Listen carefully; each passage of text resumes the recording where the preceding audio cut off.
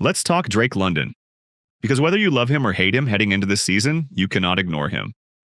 The numbers first. Wide receiver 8 last season on a points per game basis. Wide receiver 5 in total points the year before that. This is not a guy who snuck into the conversation, and he's earned his spot at the table. And yet, every time his name comes up in draft rooms, there's this hesitation, this pause. So let's actually work through why. Start with the easy stuff. His competition for targets at wide receiver is Olamide Zaccheaus and Jahan Dotson. That's the room. And people get so caught up in off-season quarterback battles and scheme changes that they forget to just look at the depth chart.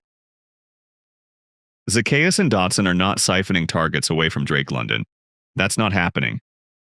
Yes, Bijan is the focal point of the entire offense, and yes, Pitts is talented and gets his reps. But that wide receiver room is bare. London is a target hog in a tough offense, and that volume is coming regardless of who's under center. And here's the thing about the injury concern people keep raising. The guy missed a single game in his first 3 years combined. He got hurt this past season, and suddenly everyone's treating him like he's made of glass. Let's pump the brakes on that narrative. Now, the real concern, and there is a real concern here. London is volume dependent. He's not a burner. He's a possession receiver, a jump ball guy, low yards after contact. Penix was force-feeding him last season, and the honest question is whether that continues under a new coaching staff.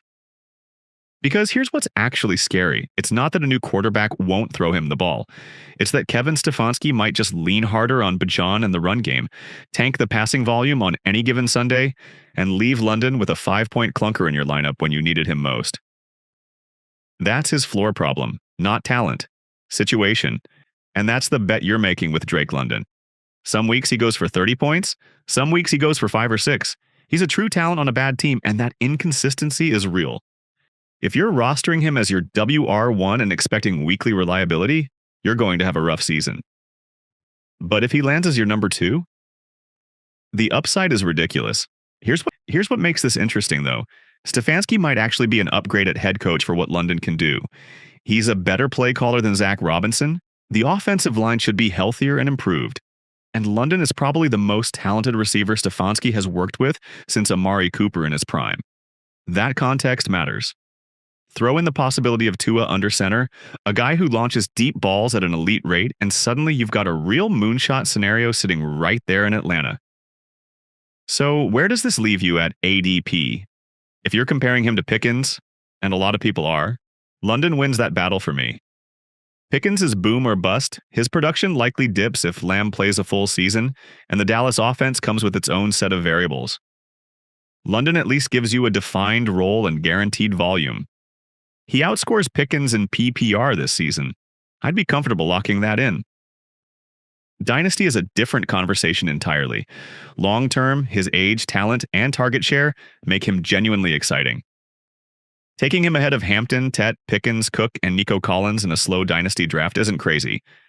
There's a real argument for it. Redraft, though? Be honest with yourself about what you're getting. His ceiling is legitimate. His floor is not.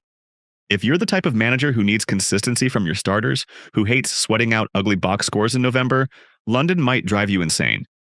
If you can stomach the variance and you're getting value relative to ADP, he's absolutely worth the swing. Drake London. Fascinating player, complicated situation. The talent has never been the debate. It's everything around it. And we'll be circling back to this one all the way into the season.